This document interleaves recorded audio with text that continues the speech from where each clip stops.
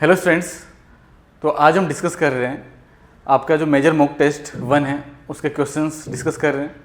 इसके सिलेबस में क्या क्या है, आपका जो सेट 1 वाले चैप्टर्स हैं और सेट 2 वाले चैप्टर्स हैं वो सभी चैप्टर्स के क्वेश्चंस हमने इसमें इंक्लूड किए और वही हम डिस्कस करने वाले हैं 1 बाय 1। ठीक है, तो पहला सवाल हम डिस्कस कर रहे हैं।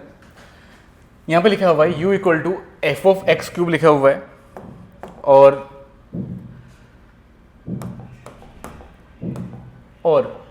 v equal to g of x cube है। एफ डेस आपको दिया हुआ है कोस एक्स और जी डेस आपको दिया हुआ है साइन एक्स। तो आपको d u by d v बताना है कि वो क्या होगा। ठीक है, तो u अगर एफ ऑफ एक्स क्यूब है, u अगर एफ ऑफ एक्स क्यूब है तो आप उसको कैसे फाइंड करोगे? ऐसे कि D u by D x, मतलब उसका डेरिवेटिव पहले फाइंड कर लेते हैं, फिर डी वी का फाइंड कर लेंगे एक्स के रेस्पेक्ट में। तो देखो D u by D x क्या हो जाएगा, एफ का करो F days of x cube आएगा और एक्स क्यूब का आ जाएगा 3x स्क्वायर। ठीक है, सिमिलरली हम यहाँ पर इस v का भी करते हैं, है ना, v का भी करते हैं। v है g ऑफ एक्स स्क्वायर, तो dv बाई डी एक्स आ जाएगा g डेस एक्स स्क्वायर और x स्क्वायर का हो जाएगा फिर x के रेस्पेक्ट में 2x। अब आपको जो चाहिए वो लिख लो। आप यहाँ पर आपको क्या चाहिए, d u by d v चाहिए। ठीक है, तो वो लिखोगे आप यहाँ पर, इसको डिवाइड बाई ये कर दो। ठीक है, तो हम लिख देंगे यहाँ पर f dash x cube into 3x square g dash x square into 2x। ठीक है, अच्छा एफ डेस एक्स का वैल्यू कुछ दिया हुआ था जो कि कोस एक्स है, तो एफ डेस एक्स की जगह पर कोस एक्स लिखेंगे और अगर यहाँ पर एक्स क्यूब लिखा, अगर आपने यहाँ पर एक्स क्यूब लिखा तो यहाँ भी एक्स क्यूब आ जाएगा, है ना भाई। तो ये आ जाएगा cos x cube, 3x square लिखा हुआ है, जी डेस एक्स स्क्वायर की जगह क्या आ जाएगा, साइन एक्स स्क्वायर। तो यहाँ पे लिख देंगे साइन एक्स स्क्वायर। ओके, अब देखो कुछ टर्म्स यहाँ पर कैंसिल हो जाएंगे, उनको कैंसिल कर दो। यहाँ पर एक्स स्क्वायर यहाँ एक्स है तो एक एक्स ऊपर बचेगा, तो यहाँ बच जाएगा 3/2 और एक्स, और कोस और साइन तो जैसे आएंगे वैसे आ ही जाएंगे।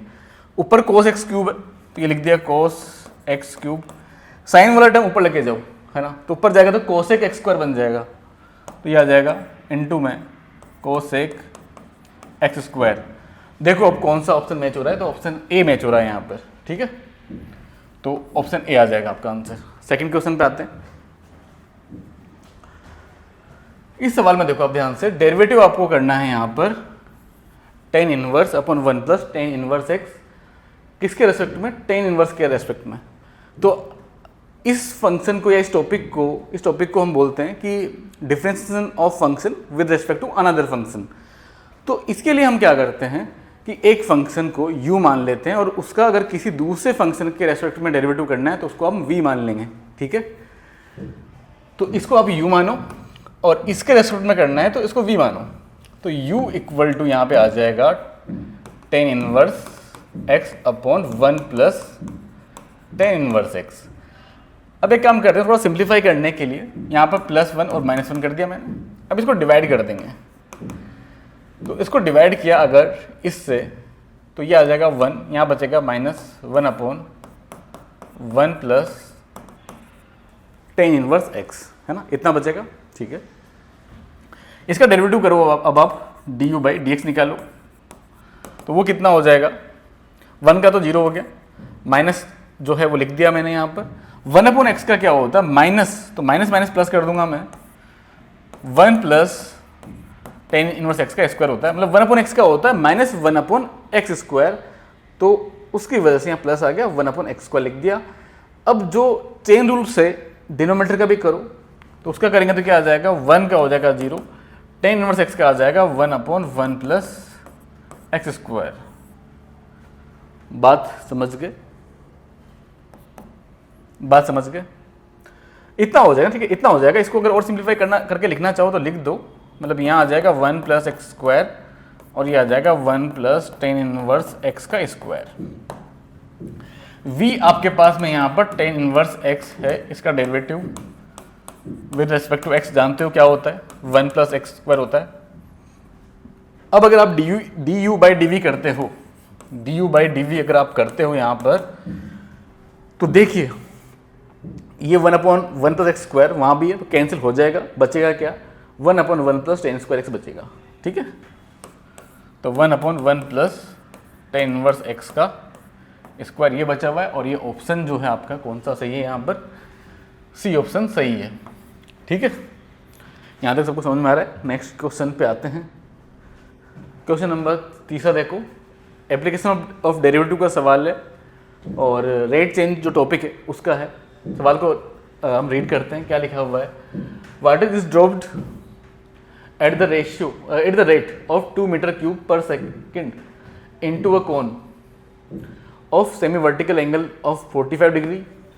The rate at which periphery of water surface changes when height of water is in the cone is 2 meter. ठीक है, तो क्वेश्चन आपने रीड कर लिया होगा। अब इसको समझते हैं हम, सवाल में लिखा क्या है। तो देखो आपको एक कोन दिया गया है, इसका जो सेमी वर्टिकल एंगल है वो 45 है, और उसका मीनिंग क्या होता है कि ये जो एंगल बनेगा यहाँ पर, ये जो एंगल बनेगा ये 45 डिग्री है। देखो 45 डिग्री एंगल होने से क्या आपको इन्फॉर्मेशन मिला यहाँ से, वो ये देखो, अगर इसका जो रेडियस है अगर वो r है और हाइट h है, तो tan 45 क्या हो जाएगा, tan 45 हो जाएगा r/h।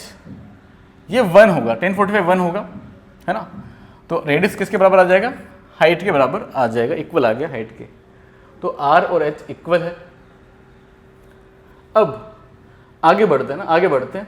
इसमें जो वाटर है वो 2 मीटर क्यूब पर सेकंड की रेट से आ रहा है ना। आप यहाँ पर वाटर इसमें आ रहा है, मतलब कहने का मतलब ये है कि इसका जो पानी इसमें भर रहा है, मतलब है ना।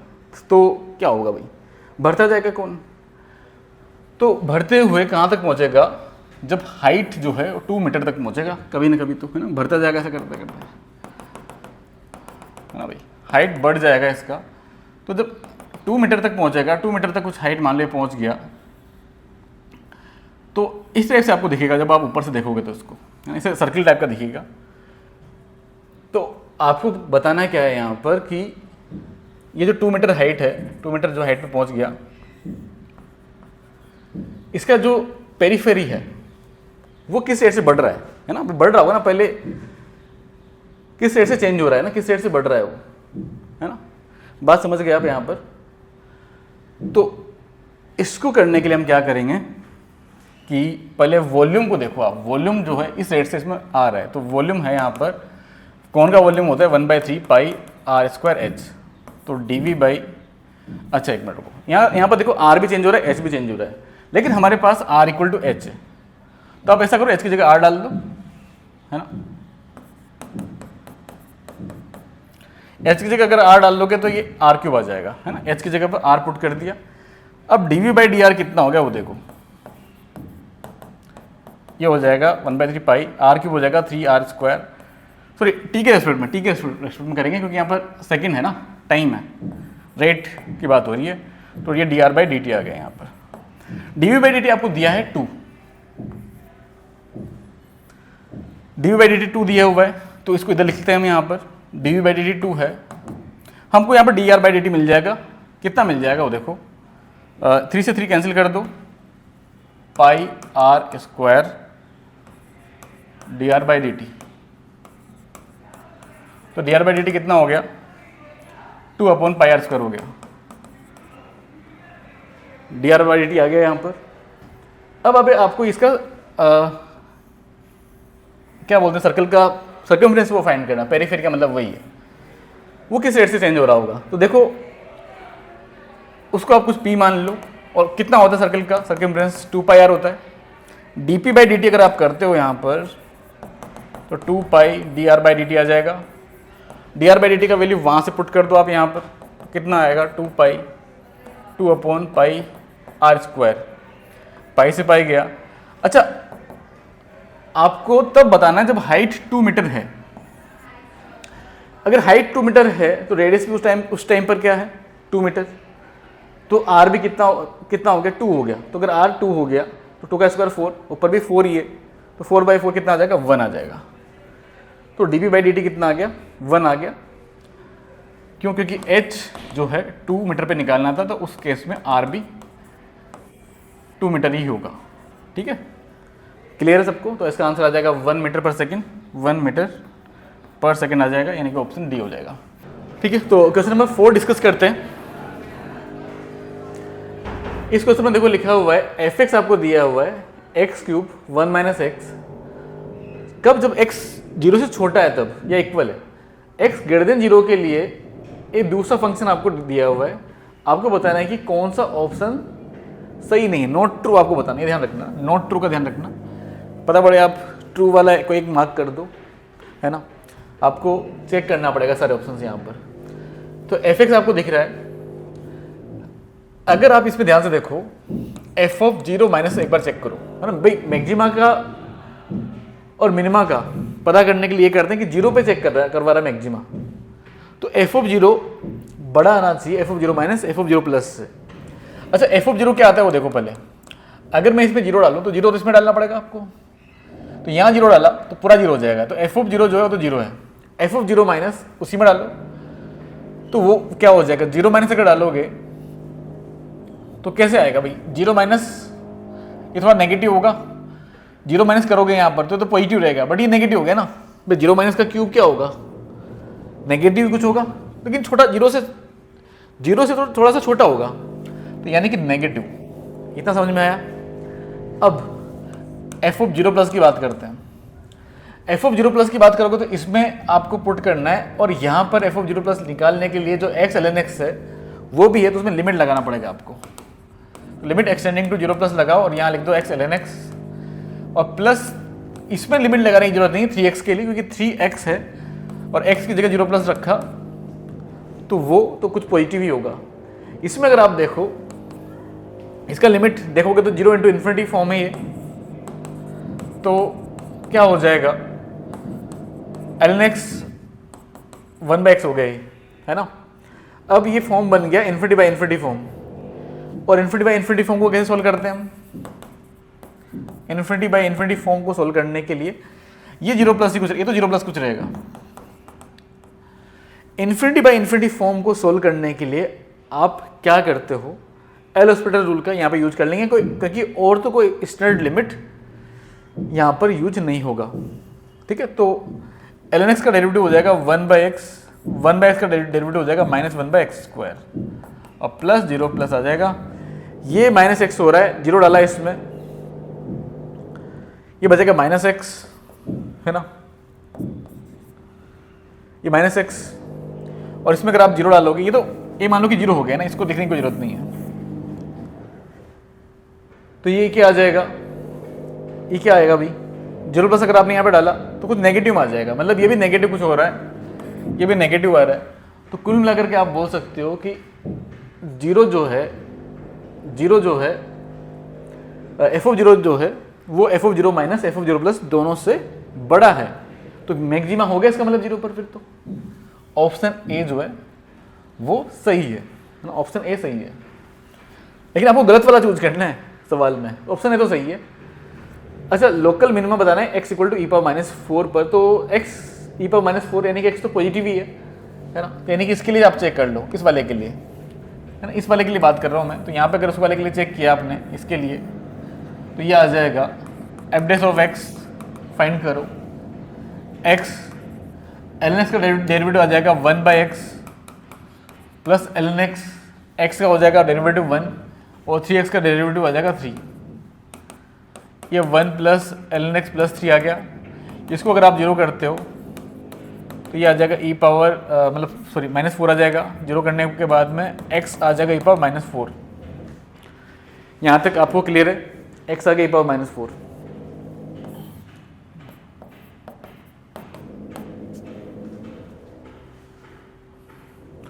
बात समझ में आया?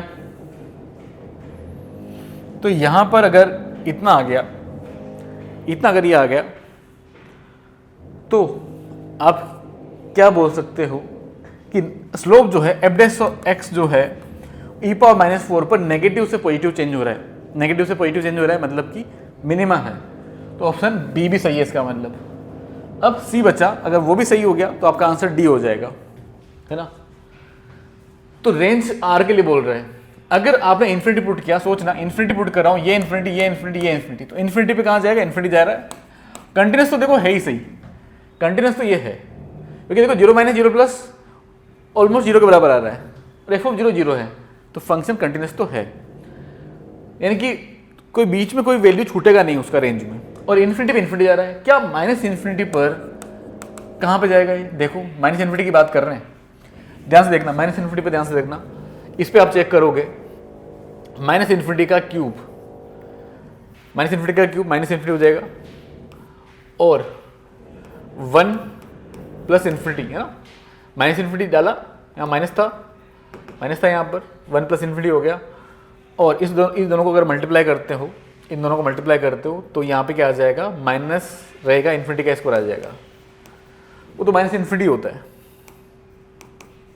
ये माइनस इन्फिनिटी ही होगा, ठीक है भाई।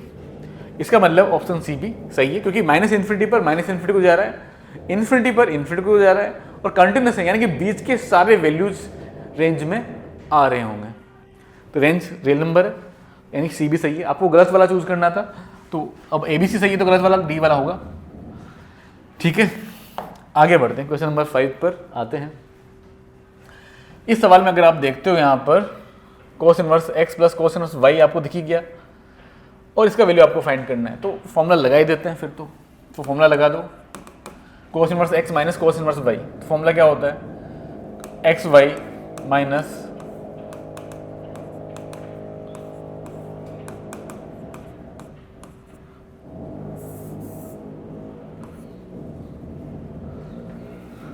इक्वल टू पाई बाई 6,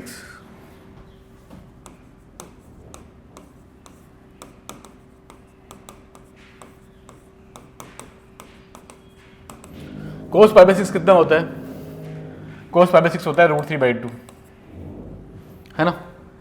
बहुत फॉर्मूला लगाया और कुछ भी नहीं है ना, फॉर्मूला लगा दिया बस, cos inverse x plus cos inverse y का फॉर्मूला, कोस पाई बाई 6 √3/2 होता है। अब आपको ऐसा कुछ चाहिए तो देखो स्क्वायरिंग करना पड़ेगा आपको, बट रूट है तो ऐसा करते हैं, रूट वाले टर्म को उधर लेके जाओ, √3/2 को इधर ले लो, है ना, तो और फिर स्क्वायर कर दो, तो x इंटू वाई माइनस √3/2 का स्क्वायर इक्वल टू, इन दोनों को अभी लिख दो ऐसे ही, दोनों ब्रैकेट को एज लिख दो, स्क्वायर करो। अब स्क्वायर करेंगे तो यहाँ हो जाएगा एक्स वाई का square minus √3 x y plus 3/4, यहाँ पे क्या हो जाएगा, यहाँ पे ये आ जाएगा, देखना ध्यान से देखना, यहाँ पर इसका स्क्वायर करेंगे रूट हट जाएगा, है ना, ये रूट हट जाएगा, 1 माइनस, तो आपको लगता नहीं कि सर रूट हटेगा तो 1 minus x square by 4 into 1 minus y square by 9 बचेगा, दोनों को मल्टीप्लाई कर लो, रूट तो हट ही गया, 1 से 1 मल्टीप्लाई किया 1 हो गया, 1 minus y square by 9 minus x square by 4 and minus minus plus हो गया एक्स स्क्वायर वाई स्क्वायर, और ये 4 इंटू 9, ठीक है ना, 4 इंटू 9 यानी कि 36 आ गया। बात सबको क्लियर है ये, कुछ टर्म्स यहाँ पर कैंसिल हो जाएंगे, वो आप देखो ध्यान से, अगर आप यहाँ पे ध्यान से देख पा रहे हो तो टर्म यहाँ पर एक्स स्क्वायर बाई 4 है, वाई स्क्वायर बाई 9 है, एक मिनट मैंने एक्स वाई क्यों लिख दिया यहाँ पर, एक्स बाई 2 था ना, ये एक्स बाई 2 था और वाई बाई 2 था, तो यहाँ पर फिर वाई बाई 3 था, तो यहाँ पर भी 2, यहाँ पर 3, और यहाँ पर कितना आ जाएगा, 6 आ जाएगा, ये है ना भाई, 3 इंटू 2 6 आ जाएगा, ये इधर आया, थोड़ा सा इधर मैंने कुछ गड़बड़ किया है यहाँ पर, देखो ध्यान से, इसका अगर स्क्वायर करोगे तो यहाँ पर 36 आ जाएगा, 6 का स्क्वायर, यहाँ पर अपॉन में कुछ बचेगा, क्या बचेगा, देखो 2 कट जाएगा, 6 बचेगा ना, 2ab करेंगे, है ना भाई, a स्क्वायर फिर माइनस 2ab लिखा मैंने, प्लस b स्क्वायर लिखा, तो बस ये 2 हट जाएगा, 6 रह जाएगा बस, है ना। इसे देखो फायदा क्या होगा, ये टर्म्स कैंसिल हो रहा है ना, ये टर्म्स कैंसिल हो रहे हैं। अब आपको जो फाइंड करना है, x square by 4 y square by 9, इसको LHS में ले लो, इस टर्म को सिंप्लीफाई करके देखो एक बार क्या आ रहा है ये, यहाँ पर अगर आपने अलग किया 3 इंटू 2 लिखा है इसको, तो √3 बच जाएगा एक नीचे, है ऊपर √3 है ना, तो ये आ जाएगा, ऐसे लिख रहा हूँ मैं यहाँ पर, x square by 4 plus y square by 9 है ना, इसको ले लिया इधर, ये देखना ध्यान से, ये आ जाएगा एक्स वाई डिवाइड बाई 2√3, 3/4 उधर गया तो माइनस का हो जाएगा, 1 माइनस 3/4 हो जाएगा 1/4, सी ऑप्शन आ रहा है ना। इस तरीके से हम इसको सोल्व करेंगे, ये आंसर आपका सही हो जाएगा। ठीक है, नेक्स्ट सवाल पे आते हैं। फॉर्मूला लगाना था और कैलकुलेशन ही था बाकी। तो क्वेश्चन नंबर 6 वाला देखो, 10 इनवर्स में सीरीज वाला सवाल है, ये ITF का सवाल है। कैसे सोल्व करते हैं इस सवाल को, आपको पता ही है कि सर जो कंसेप्ट है ना, जो तरीका है वो ये है कि सर 1 प्लस एक्स वाई बनाते हैं हम यहाँ पर 10 इनवर्स के अंदर, 1 प्लस एक्स वाई बनाते हैं और न्यूमरेटर में यहाँ पर इन दोनों का सर डिफरेंस आएगा, इन दोनों का डिफरेंस यानी एक्स माइनस वाई आपको बनाना है। ऐसा फॉर्मेट आपको यहाँ पर बनाना पड़ेगा। तो सर कि डिनोमीटर में 1 नहीं दिख रहा, जो आपको 1 चाहिए, कोई बात नहीं, 1 हम खुद से हमारी मर्जी से लिखते हैं, यहाँ पर कर सकते हैं। अगर 1 किया तो -1 भी तो करना पड़ेगा। ठीक है, तो ऐसा करते हैं, 9r² प्लस 3r -2 लिख दिया है ना भाई। मैंने +1 किया तो -1 किया तो -2 आ जाएगा। अब इसके फैक्टर्स होते हैं कि नहीं बताओ? होते हैं। -18 है ये, मल्टीप्लाई करने पर -18, माइनस करने पर 3, तो दिमाग पे जोड़ डालने पर ऐसे दो नंबर हमको मिल जाते हैं, 6 और 3, मल्टीप्लाई पर 18 माइनस करने पर 3 आ जाता है। तो सर इसके फैक्टर्स हमको मिल गए, 1 प्लस 3r प्लस 2 हो जाएगा और दूसरा हो जाएगा 3r माइनस 1। फैक्टराइज करना, ये फैक्टर निकल के आएंगे। और देखो दोनों का डिफरेंस ऊपर क्या था, यहाँ पे ऊपर 3 था, तो जो यहाँ पर जो 3 था वो भी बना लेंगे हम। कैसे बनाएंगे सर? इसमें से इसको माइनस करो, 3 तो आ रहा है, तो 3r plus 2 minus 3r minus 1 है ना। और सर ये तो 10 इनवर्स के अंदर है, ठीक है, 10 इनवर्स के अंदर डालो इसको। और सर अब तो 10 inverse x minus 10 inverse y लगा देंगे। अब सवाल में कुछ बचा नहीं है, सवाल को हमने यहीं पर सोल्व कर दिया है। अब तो बस टेलीस्कोपिंग है ना, वो आपको अप्लाई करना है बस। सिग्मा r1 से लेकर के 10 तक, तो 1 से 10 तक जब आप इसमें अप्लाई करोगे तो बड़ा टर्म तो यही है, तो ये बच जाएगा एक तो सबसे लास्ट में, बाकी टर्म्स कटेंगे यहाँ पर, मैं डायरेक्ट लिख रहा हूँ। और ये कब बचेगा? जब 10 डालोगे, है ना, वो एक एक डाल के देखना आप, r1 2 3 से 10 तक। 10 जब डालोगे इसमें तो 30 प्लस 2 32 आ जाएगा। और सबसे छोटा टर्म ये बचेगा जब आप 1 डालोगे, तो ये आ जाएगा 10 इनवर्स 1, आपने इसमें डाला तो 2 हो जाएगा, है ना। अभी देखो आंसर अभी मैच नहीं हुआ, 10 inverse x minus 10 inverse y लगाना पड़ेगा यहाँ पर। तो x माइनस y करो तो 30 आ जाएगा, 1 प्लस एक्स वाई करोगे तो 64 हो जाएगा ये। तो आंसर आ जाएगा 30/65 10 इनवर्स में। और इसको अगर आप 5 से डिवाइड करते हो तो 5 से डिवाइड करने पर ये बन जाएगा 65 11 आ जाएगा यहाँ पर। 10 इनवर्स 6/11, 65 था ना, 11 नहीं 13 6/13। बट ऐसा ऑप्शन नहीं है। 10 इनवर्स को उल्टा कर दो, मतलब रेसिप्रोकल कर दो इसको, तो कोट इनवर्स में कन्वर्ट हो जाता है ना भाई। अगर x पॉजिटिव है तो 10 इनवर्स x क्या होता है? कोट इनवर्स 1/x लिख सकते हो आप उसको, तो कोट इनवर्स 13/6 लिख सकते हो। ऑप्शन ए आपको यहाँ पर दिख जा रहा है, ठीक है।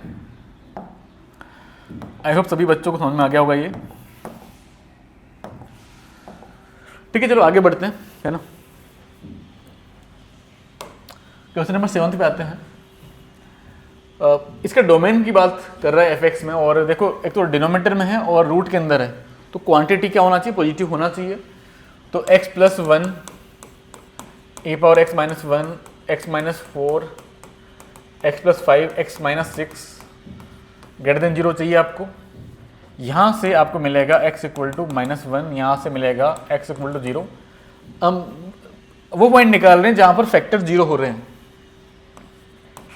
यहाँ पर x इक्वल टू 4 मिलेगा, यहाँ पर x इक्वल टू -5 मिलेगा, यहाँ पर x इक्वल टू 6 मिलेगा। प्लॉट कर लो सारे पॉइंट्स को नंबर लाइन पर। -5 आ रहा है, ठीक है, -5, उसके बाद में -1 आ रहा है, 046 है ना, 4-5 पॉइंट्स मार्क कर दिए, प्लस माइनस, ऑल्टरनेट साइन चलेगा, सब पे ओड पावर है। आपको चाहिए क्या, पॉजिटिव चाहिए, तो -∞ से -5, -∞ से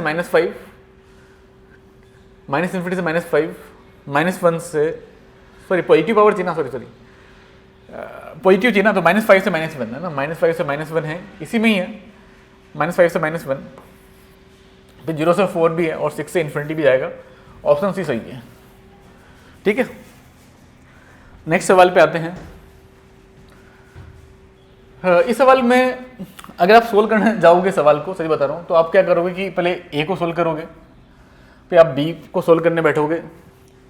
किसी ने अगर ए को सोल्व करने के बाद में बी पर अगर कोई आया होगा, सोचना बी पर अगर आया होगा, आपको फाइंड यहाँ पर पी फाइंड करना है, पी का रेंज फाइंड करना है। और बी को देखो आप, बी में यहाँ पे लिखा हुआ है 2⁻1 - x plus p less than equal to 0, ये लिखा हुआ है।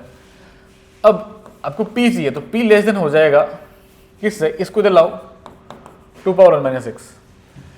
पी छोटा होगा इससे, और इसका मिनिमम वैल्यू बता सकते हो आप, 2⁻1 - x का मिनिमम वैल्यू बताओ, 2⁻1 - x का मिनिमम वैल्यू बताओ आप मुझे।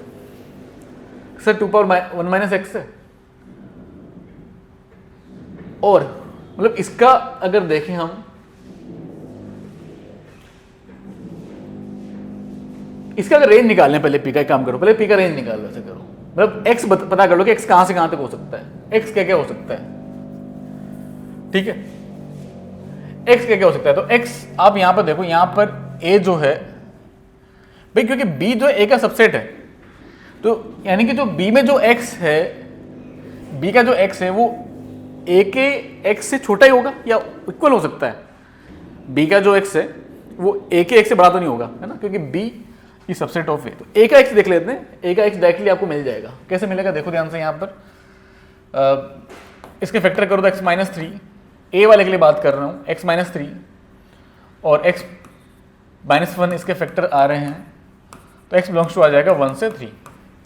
x 1 से 3 है, अगर x 1 से 3 है तो 1 - x कहाँ से कहाँ तक होगा वो देखो, यहाँ लिखो x 1 से 3, 1 - x, तो -x कहाँ से कहाँ तक होगा, -1 से मतलब -3 से -1 होगा, 1 अगर उसमें ऐड कर दो, 1 - x की बात कर रहे हैं,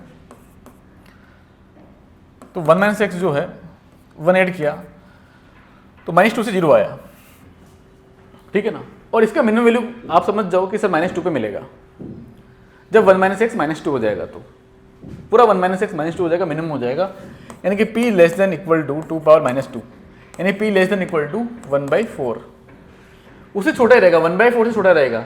अगर आप ऑप्शन बी सी और डी देखते हो, बी सी और डी देखते हो, तो इसमें जो p है वो देखो, इसमें भी 1/4 से बड़ा आ रहा है, इसमें 1/4 से बड़ा है, इसमें 1/4 से बड़ा है।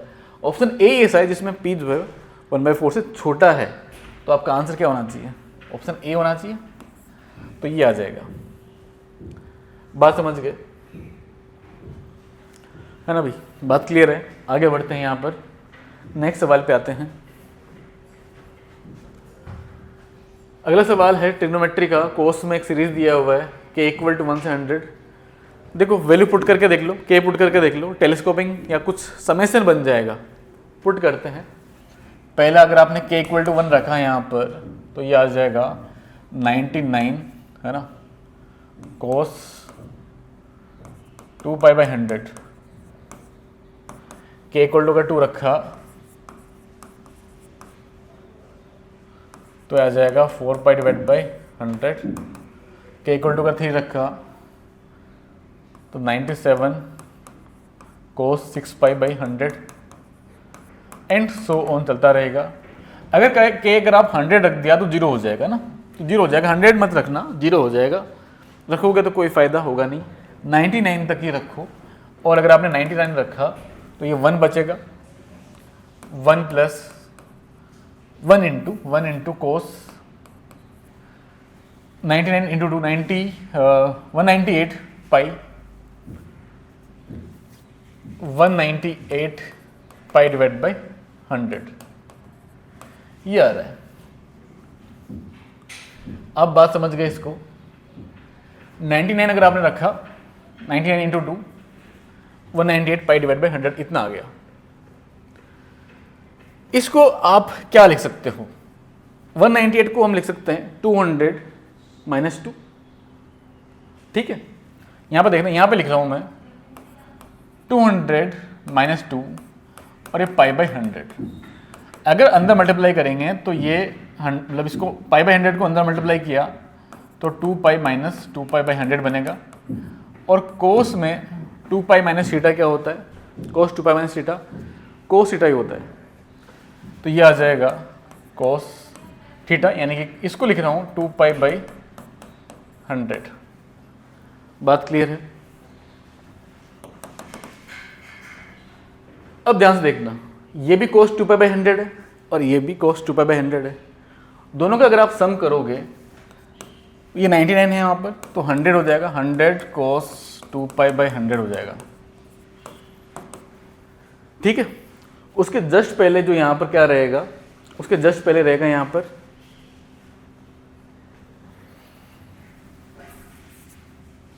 उसके जस्ट पहले जो रहेगा यहाँ पर वो रहेगा जब आपने 98 रखा होगा, 98 जब रखा होगा तो 2 रहेगा यहाँ पर, है ना। और आप समझ गए होंगे आप कि जो भी रहेगा यहाँ पर 2 कोस 196 रहेगा, या 196 जो रहेगा वो बन जाएगा 2 कोस 196 पाई बाई 100 रहेगा, और वो यहाँ पे बन जाएगा 2 कोस 4 पाई बाई 100। सेम तरीके से जैसे हमने यहाँ पर इसको किया, तो वापस वो ऐड हो जाएगा इसमें और ये बन जाएगा 100 4 पाई बाई 100। अब ऐसा चलता रहेगा, ऐसे चलता रहेगा। कितने टर्म तक ऐसा चलता रहेगा? टोटल टर्म्स कितने थे? 99 टर्म्स थे, है ना। तो 45 वाले को छोड़ दो, बीच वाले को छोड़ दो। भाई 99 टर्म क्यों थे? आप बोलोगे सर 100 टर्म्स थे, लेकिन के 100 वाला तो हमने वैसे हटा दिया ना, जीरो उसका वैल्यू हो गया, उसका वैल्यू 0 हो गया, तो उसको तो हमने लिखा ही नहीं है। हमने के 1 से लेकर के 99 तक का ही कंसिडर किया है। तो ये फर्स्ट वाला के 1 वाला और के 99 वाला क्लब हो गया, मतलब साथ में हमने उसको ऐड कर दिया, इतना बन गया। के 2 और के 98 वाला भी साथ में मिलकर के बन जाएगा कोस 4 पाई बाई 100। अब ऐसे चलता जाएगा कहाँ तक? कोस 44 तक, है ना। मतलब यहाँ पे आ जाएगा कोस 44 पाई बाई 100 आ जाएगा। अच्छा, क्योंकि 2 है यहाँ पर तो कोस 88 होगा, ये वाला 44 नहीं होगा, मतलब के 44 तक आएगा, क्योंकि 2k है, 2k है तो 44 कितना हो जाएगा? 88 हो जाएगा। और फिर एक जो लास्ट में जो है यहाँ पर, जब आप k रखोगे 50 जब अगर आपने रखा है यहाँ पर, ठीक है, तो वो कैसे लिखोगे? 50 अगर आपने रखा है यहाँ पर तो कितना आ जाएगा? यहाँ पर आ जाएगा 50 रखो यहाँ पर, तो ये आ जाएगा 50 और ये हो जाएगा कोस 50 इंटू 2 यानी 100 पाई बाई 100। अच्छा, ये वाला 88 नहीं होगा, सॉरी 98 होगा, है ना। 49 तक देखेंगे ना, 49 तक रखा तो 98 हो गया। 50 वाला भी इधर अकेला बचेगा ना, उसका पेयर नहीं बन पाएगा 50 वाले के साथ में, 50 वाले का पेयर नहीं बनेगा। 49 तक के सबके पेयर बन जाएंगे, है ना भाई। तो इसका सम हमको करना है। उसका वैल्यू देखो कितना हो गया? कोस पाई, ये कोस पाई है, -1 होता है, यानी -50। इस वाले का वैल्यू आ गया -50। इसका देखो 100, सम करो इसका, कोस का सीरीज है, इसका सम कितना होता है? First angle plus last angle divide by 2। तो इन दोनों का सम किया तो कितना आ जाएगा? 100 पाई आ जाएगा, डिवाइड बाई 100 है और इंटू 2 और करेंगे, फॉर्मूले का जो 2 आ रहा है वो first angle plus last angle divide by 2, फिर साइन। कितने टर्म्स थे यहाँ पर? इसमें इस सीरीज में कितने टर्म्स हैं? 49 टर्म्स है। और कॉमन डिफरेंस कितना है? एंगल्स का कॉमन डिफरेंस देखो 2 पाई बाई 100 है, तो पाई बाई 100 आ जाएगा। ठीक है, ये -50 में लिख देता हूँ इसका वैल्यू, और डिवाइड बाई यहाँ पे क्या आ जाएगा साइन 2π/100 डिवाइड बाई 2, ये गया। ठीक है, यहाँ पे ये चला गया, cos π/2, cos π/2 बन रहा है, cos π/2 कितना होता है 0 होता है, तो आपको लगता नहीं पूरा ही 0 हो जाएगा, ये पूरा ही 0 हो गया, -50 बचेगा, आंसर आ जाएगा यहाँ पर ऑप्शन बी, तो 9th का आंसर बी आ जाएगा। ठीक है, देखो थोड़ा सा सवाल में सोचना भी था, फॉर्मूले भी अप्लाई करने थे, तो अच्छा सवाल था ये सवाल, है ना, आसान सवाल नहीं था। आगे बढ़ते हैं, क्वेश्चन नंबर 10 पे आते हैं।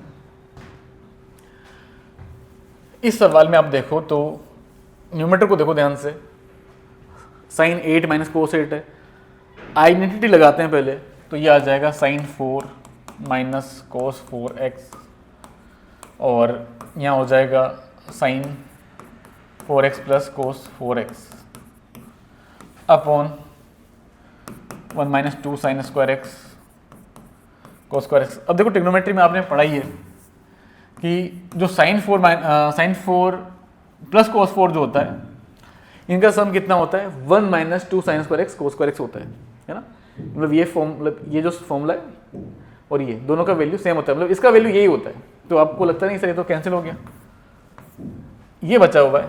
और सर इसको भी फैक्टराइज कर लो,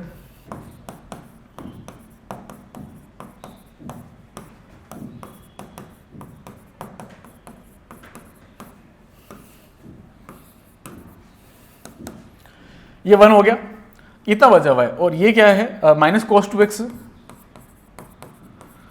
और कोस 2x का इंटीग्रेशन होता है साइन 2x डिवाइड बाई 2, मतलब डिवाइड में 2 आएगा 2 की वजह से, इतना आ जाएगा। तो ऑप्शन देखो कौन सा सही है, बी ऑप्शन सही है।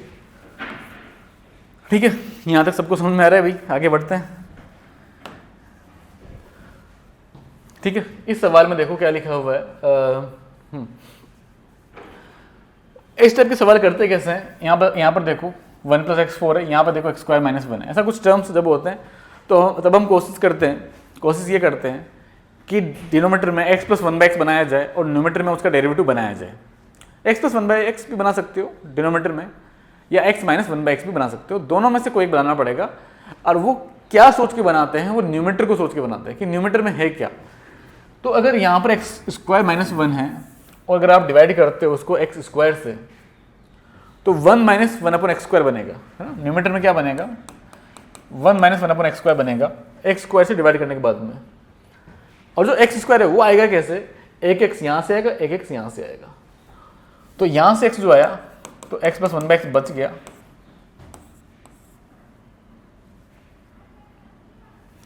यहाँ से निकाला, अगर आपने यहाँ से अगर निकाला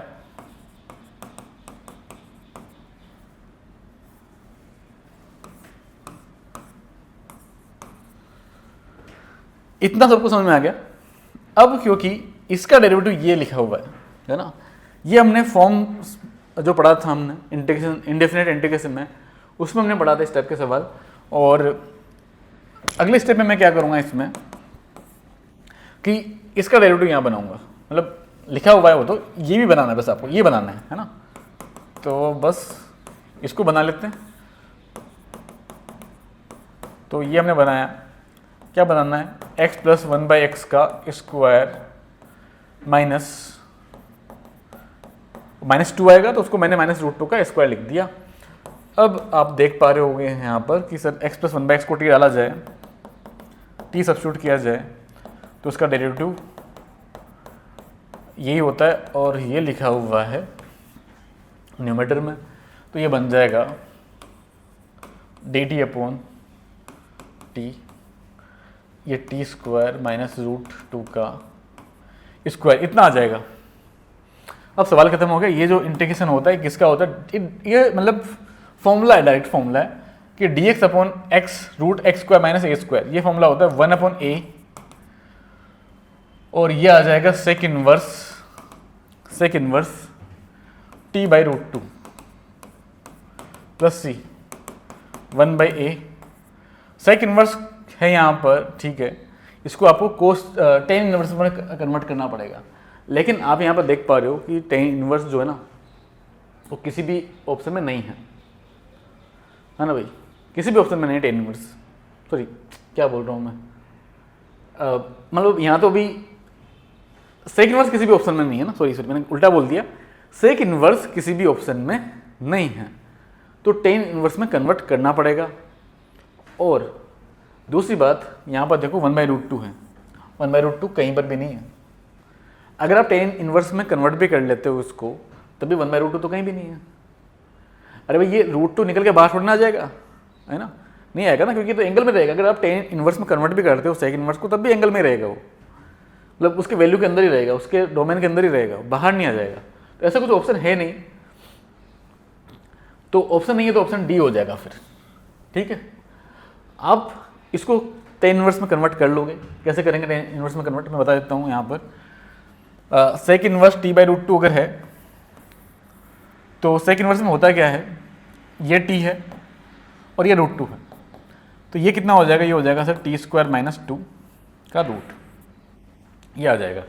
तो अगर फिर भी अगर आपको कन्वर्ट करना है तो यहाँ कैसे लिखोगे आप, टेन इनवर्स t² - 2 लिख दो और अपॉन √2 लिख दो, है ना, परपेंडिकुलर अपॉन बेस।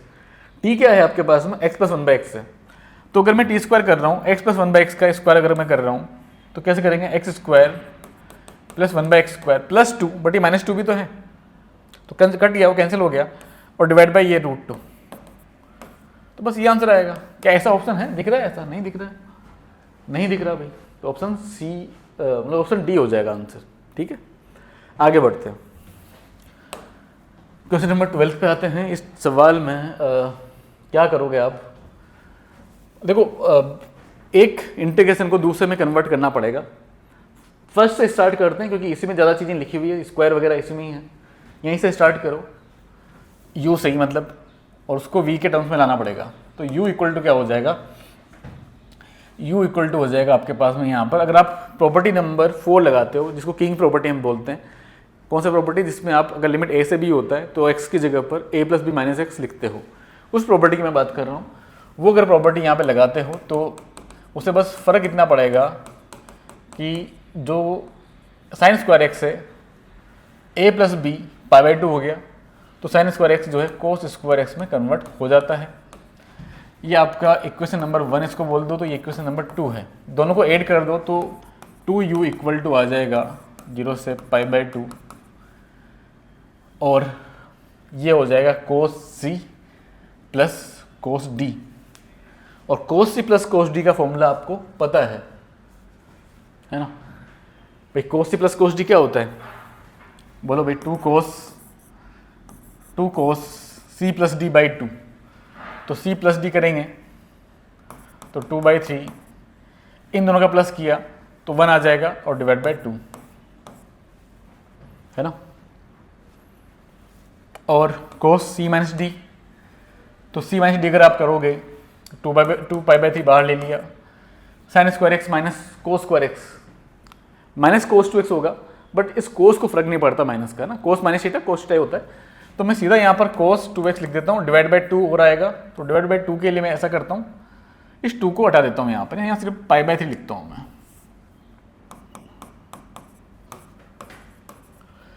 यहाँ तक क्लियर है ना, cos c + cos d formula apply किया है बस। अब 2 से तो 2 हटा दो इसको, u इक्वल टू आ जाएगा 0 से π/2, है ना, मैं लिख देता हूँ यहाँ पर 2 से 2 हट गया। अब देखो ये cos π/3 है, cos π/3 1/2 होता है, तो 1/2 तो चलो फिर भी आएगा। यहाँ पर है ये cos π/3 × cos 2x, ध्यान से देखना यहाँ पर, क्या ये u v के टाइप का कुछ दिख रहा है क्या, हाँ सर दिख तो रहा है देखो, लेकिन बस यहाँ पर ये 2x का फर्क है ना, 2x का फर्क है, तो उसके लिए काम करते हैं, 2x को t डाल दो, ऐसा करो, हटाओ 2x को सब्स्टिट्यूट कर दो, t डालते हैं, तो भाई x बनाना है, 2x को आपको x में कन्वर्ट करना है, तो dx कितना हो जाएगा, dx हो जाएगा dt/2, ठीक है, तो u आ जाएगा 1/2 बाहर है, x 0 पर t भी 0 है, x π/2 पर t पाई हो जाएगा, cos π/3, 2x जो है t है, तो ये आ जाएगा cos t, dx हो जाएगा dt/2 हो गया, यानी कि एक 2 और आ जाएगा यहाँ पर, ठीक है, u इक्वल टू 1/4 0 से। अच्छा अब देखो यहाँ पर ध्यान से देखना, अगर आप किंग प्रॉपर्टी वापस अप्लाई करोगे तो ये कोस पाई माइनस टी क्या बनेगा, माइनस कोस टी बनेगा, और ये कोस को खा जाएगा, मतलब कि कोस माइनस थीटा तो कोस थीटा ही होता है।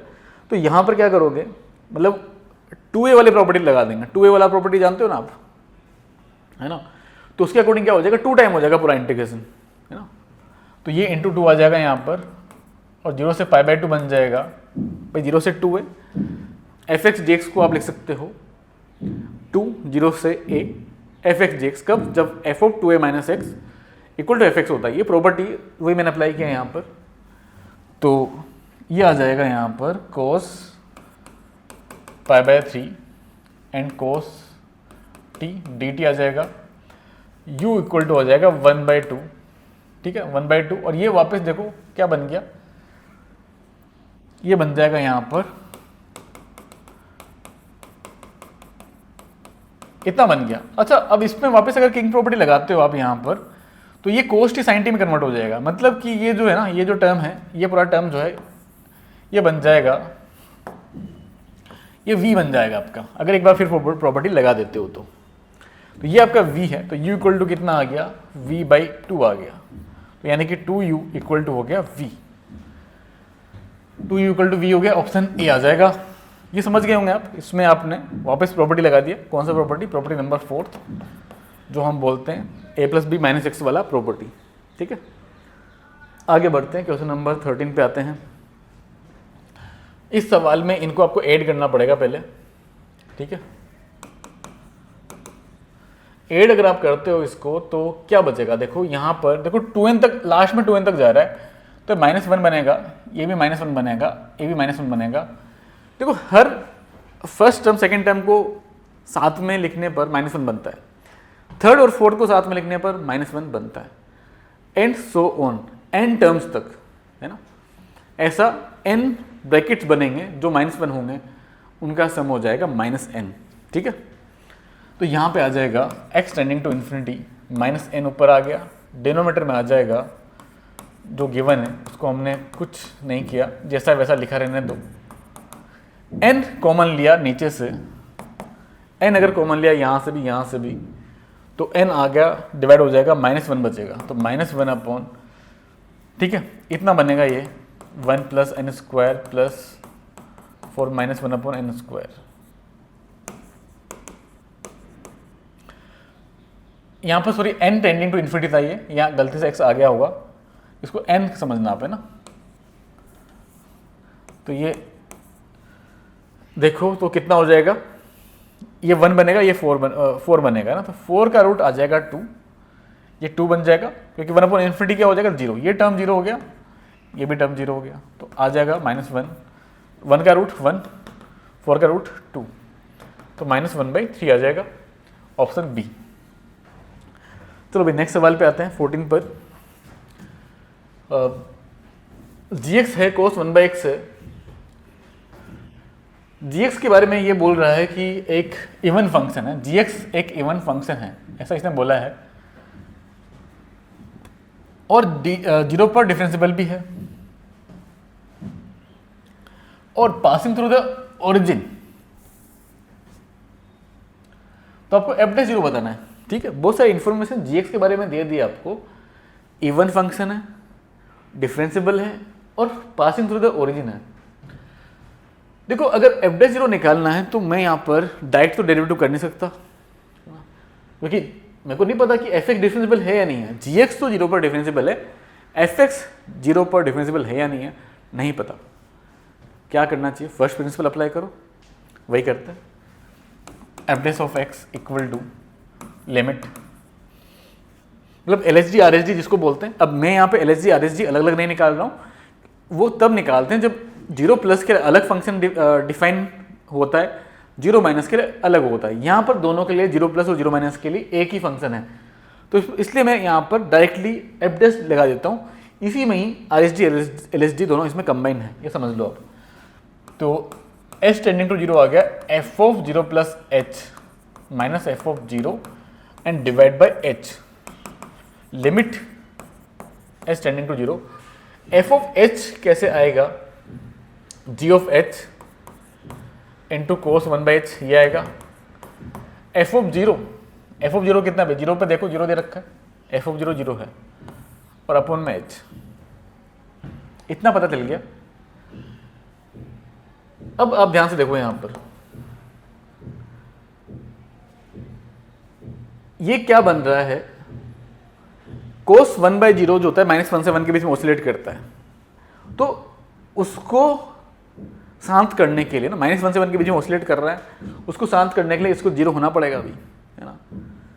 कोस 1/h is dancing, so you need g of 0 equal to 0, और वो बोला ही उसने कि पासिंग थ्रू द ओरिजिन, इसका मतलब क्या हो गया कि 0 ऑफ 0 से पास हो रहा होगा, मतलब 0 से पास हो रहा है तो g ऑफ 0 0 होगा, तो 0/0 फॉर्म बन गया।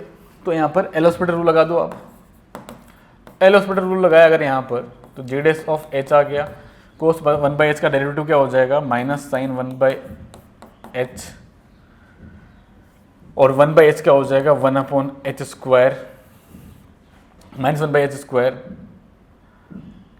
ठीक है, और फिर प्लस कोस 1/h को h रख दिया, g का डेरिवेटिव हो जाएगा g डैश ऑफ h, नीचे h का 1 हो गया, इतना बन गया। अच्छा ये बताना, यहाँ पर अगर आप देखोगे इसको, यहाँ पर अगर आप इसको देखते हो तो क्या बन रहा है वो देखना ध्यान से, क्या बन रहा है, अगर मतलब ये बन रहा है ना, ये बन रहा है, इसमें g डैश, सॉरी हमने g ऑफ h को तो एज इट इज रखा है ना, g ऑफ h को हमने चेंज नहीं किया, हमने डेरिवेटिव किसका किया, कोस का किया, कोस का डेरिवेटिव किया हमने यहाँ पर, और फिर यहाँ पे कोस को एज इट इज रखा, g का किया, ठीक है।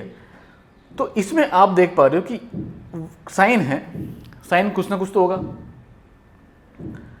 साइन जो है वो -1 से 1 के बीच में जाएगा, लेकिन g ऑफ 0 क्या होगा, उसको क्या कर देगा, 0 कर देगा। ये इतनी बात समझ गए आप, तो ये 0 हो जाएगा। अच्छा इस पे अगर आ जाए, ये पूरा 0 हो जाएगा, इस पे अगर आप आओ,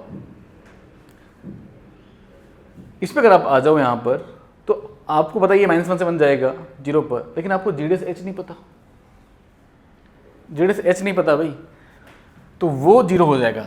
अब g डैश h मतलब g डैश 0 0 हो जाएगा, वो कैसे पता, क्योंकि उसने बोला है कि एक डिफरेंशिएबल फंक्शन है, तो डिफरेंशिएबल फंक्शन है और इवन फंक्शन है, तो डिफरेंशिएबल और इवन होने से क्या फ़ायदा होगा कि उसका जो ग्राफ होगा या तो ऐसे होगा, तो इवन है ना, या फिर ऐसे होगा, इन दोनों में से कोई ग्राफ जरूर होगा भाई, 0 से तो पास कर रहा है वो, इवन है ना, जैसा y एक्सिस के इधर वैसा इधर, जैसा y एक्सिस के इधर वैसा इधर, मतलब कि 0 पर स्मूथ आएगा, वो कर्व स्मूथ कर्व होगा एकदम, यानी कि g डैश 0 0 होगा, मतलब उसका जो टेंजेंट होगा 0 पर 0,0 पर टेंजेंट जो होगा वो पहले मतलब x एक्सिस पर ही होगा, मतलब x एक्सिस ही टेंजेंट होगा, तो g डैश 0 मतलब 0 हो गया, बात समझ गए। तो ये g डैश 0 ये 0 हो गया, 0 इंटू 0 0 हो जाएगा, और ये भी 0 आ जाएगा, तो आंसर कितना आ जाएगा इस सवाल का, आपके पास आ जाएगा f डैश 0 कितना आ जाएगा, f डैश 0 आ जाएगा 0, ठीक है, तो इज इक्वल टू 0 हो जाएगा, ये आ जाएगा आंसर सवाल के लिए, बात समझ गए। ठीक है आगे बढ़ते हैं, इस सवाल पे आते हैं। यहां पर अगर आप देखोगे कि x जो है -1 से 1 है, x 1 से बड़े के लिए ये वाला फंक्शन आ रहा है, तो कंटिन्यूटी और डिफरेंशिएबिलिटी दोनों का मिक्स सवाल है, तो पहले कंटिन्यूटी चेक करते हैं। और कंटिन्यूटी देखो, बाकी फंक्शन हर जगह कंटिन्यूस होगा, इस इंटरवल में मतलब 1 - x स्क्वायर डिफाइन होता है, 1 से बड़े के लिए ये भी डिफाइन है, तो देखो बाकी जगह कंटिन्यूटी में दिक्कत नहीं है, बस जहाँ पर डेफिनेशन चेंज हो रहा है, मतलब कि 1 पर है ना, 1 पे आप चेक करो, एंड पॉइंट पे तो आप कभी चेक करते नहीं हो, इसलिए -1 पे चेक करने की जरूरत नहीं है, तो 1 पे चेक कर लो सिर्फ, और मतलब उसने 1 के लिए बोला है ना, तो वैसे उसने 1 के लिए बोला है, ऑप्शन में देखो अब 1 1 ही लिखा हुआ है, तो बाकी जगह क्यों ही चेक करेंगे हम, 1 के लिए ही कंटिन्यूटी और डिफरेंशिएबिलिटी चेक करना है।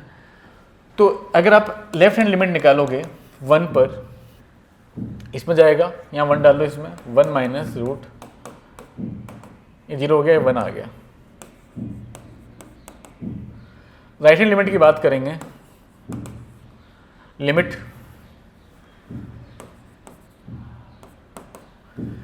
x टेंडिंग टू 1 प्लस कर देता हूँ, तो 1 प्लस ln 1 अपॉन x है यहाँ पर। अगर ये 1 प्लस है, सोचो अगर 1 प्लस है, 1 पॉइंट कुछ होगा तो ये नंबर क्या हो जाएगा, नंबर 1 से छोटा हो जाएगा।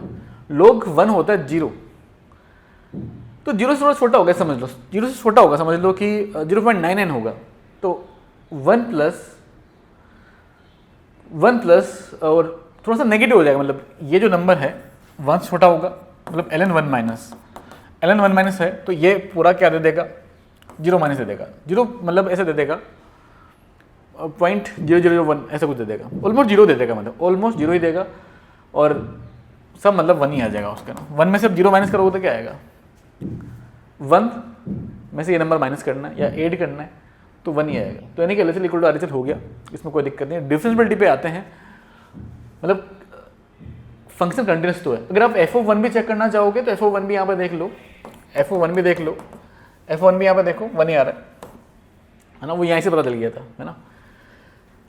डिफरेंशिएबिलिटी की बात करते हैं, उसके लिए आपको LHD RHD दोनों चेक करना पड़ेगा, ठीक है। तो LHD RHD दोनों चेक करना पड़ेगा।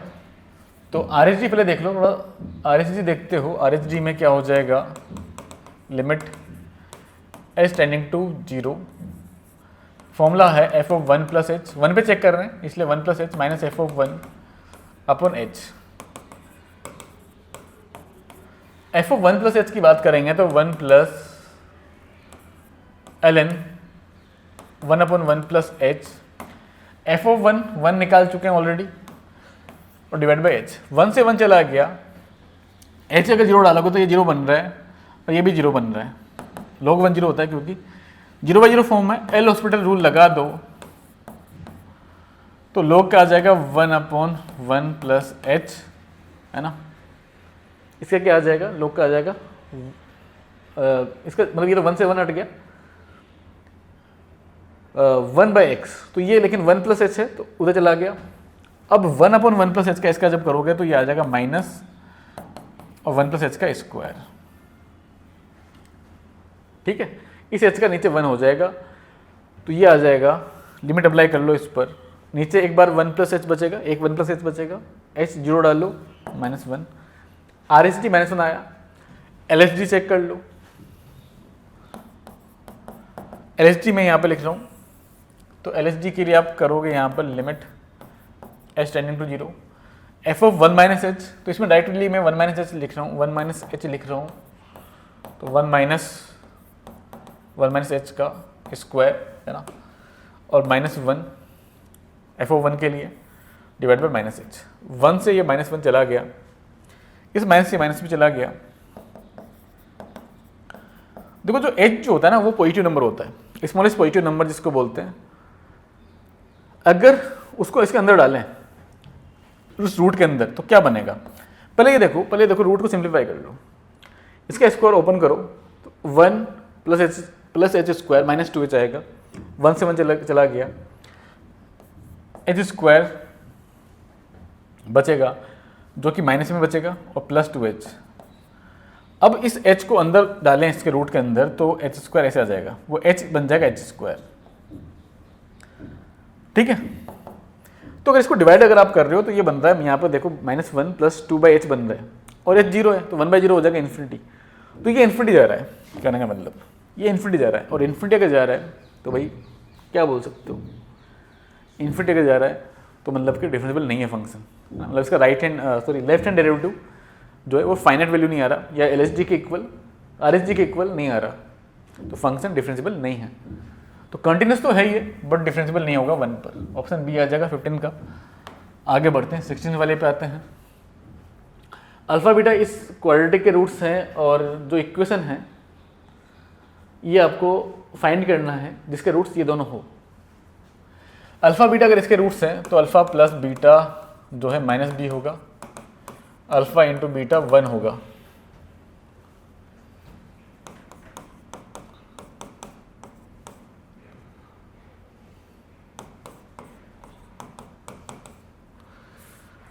ठीक है, तो मैं पहले सम करता हूँ रूट्स का। भाई आपको फॉर्मूला तो पता ही है कि x square minus sum of roots into x plus product of roots, है ना, वही। तो आपको पहले सम ऑफ रूट्स फाइंड करना है क्वाड्रेटिक निकालने के लिए। तो मैंने माइनस कॉमन ले लिया यहाँ पर, अल्फा प्लस बीटा आ जाएगा। इन दोनों का अगर हम देखें तो ये आ जाएगा alpha plus beta upon alpha beta. Value डाल दो अब आप यहाँ पर, इसका वैल्यू डाल दो अल्फा प्लस बीटा का माइनस बी, यह आ जाएगा माइनस बी, अल्फा बीटा आ जाएगा 1, माइनस बी और माइनस बी हो जाएगा माइनस का 2b और माइनस तो प्लस का 2b आ गया। प्रोडक्ट की बात करें तो इन दोनों का मल्टीप्लाई जब करोगे तो माइनस माइनस प्लस हो जाएगा, alpha plus 1 by beta, beta plus 1 by alpha, दोनों को मल्टीप्लाई कर लो, अल्फा बीटा प्लस 1, ये आ जाएगा 1 प्लस 1 अपॉन अल्फा बीटा। ये 1 होता है ना, 1 है, ये भी 1 है, तो 1 1 1 1 4 हो गया। अब क्वाड्रेटिक कैसे निकालते हो, एक्स स्क्वायर माइनस सम जो कि 2b है प्लस प्रोडक्ट जो कि 4 है। ऐसा कुछ ऑप्शन देखो है क्या, सॉरी एक्स भी तो है यहाँ पर, ऑप्शन ए आ जाएगा। ठीक है भाई, 17 पे आते हैं। Value of a for which the both roots of the equation are greater than unity, है ना। आपको यहाँ पर वैल्यू बताना है ए का जिसके लिए दोनों रूट्स 1 से बड़े हो। पहले तो हम क्या करते हैं, इसको a प्लस 1 से डिवाइड कर दो ताकि लीडिंग कोफिशिएंट पॉजिटिव बन जाए, और आप एफ एक्स यहाँ पर ले लोगे x square minus 3a upon a plus 1 into x plus 4a divide by a plus 1। ये आपका एफ एक्स हो गया, ये एफ एक्स है। इसको आपको, इसके जो रूट्स हैं दोनों रूट्स को 1 से बड़ा रखना है। अपवर्ड रहेगा क्योंकि एक्स स्क्वायर का कोफिशिएंट 1 रखा है, तो 1 ये अल्फा और ये बीटा। समझ गए बात को, समझ गए ना बात को। यहां पर एफ ऑफ 1 ग्रेटर देन 0, यहां से पहला चीज। दूसरी बात कि जो इसका वर्टेक्स का एक्स कोऑर्डिनेट है माइनस बी बाई 2 है, वो भी ग्रेटर देन 0। अच्छा, उससे पहले तो डिस्क्रिमिनेंट को आपको ग्रेटर देन 0 करना पड़ेगा, ग्रेटर देन इक्वल टू 0 करना पड़ेगा। ठीक है, एक एक करके तीन चीजें हैं भाई ना, तीनों कंडीशन है। और ये आपका लोकेशन ऑफ रूट्स के टॉपिक का पहला ही टाइप है ना। ठीक है, एफ ऑफ 1, तो 1 यहाँ निकालो, तो 1 minus 3a upon a plus 1 plus 4a upon a plus 1। a plus 1 LCM ले लिया,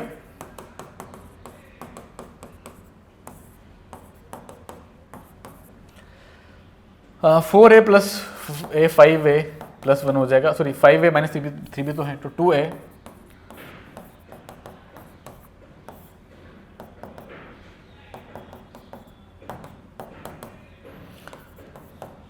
ठीक है। अच्छा, ग्रेटर देन 0 की बात हो रही है तो माइनस इन्फिनिटी से -1 ले लेंगे।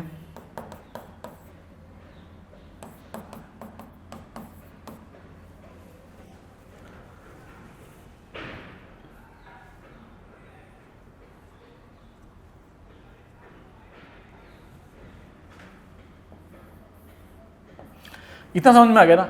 अब ये तो एक कंडीशन हुआ, अभी आप देखो दूसरी कंडीशन कि discriminant greater than equal to 0। तो अच्छा, हमने ये लिया है तो फिर इसी का यूज करना पड़ेगा आपको ना। तो यहाँ पर b क्या है, 3a अपॉन a प्लस 1, उसका स्क्वायर कर लो, माइनस 4a1 है, इधर c जो है तो 4a upon a plus 1, 4ac a1 था। ठीक है, अच्छा रूट्स को ग्रेटर देन इक्वल टू 0 कर लो। अब यहाँ पर देखना, ये 9a स्क्वायर है, ठीक है ना, अपॉन a प्लस 1 का स्क्वायर माइनस 16a है अपॉन a प्लस 1। आप यहाँ पर a कॉमन ले लो, a upon a plus 1 common लिया, a upon a plus 1 common ले लिया, तो 9a बन जाएगा माइनस 16।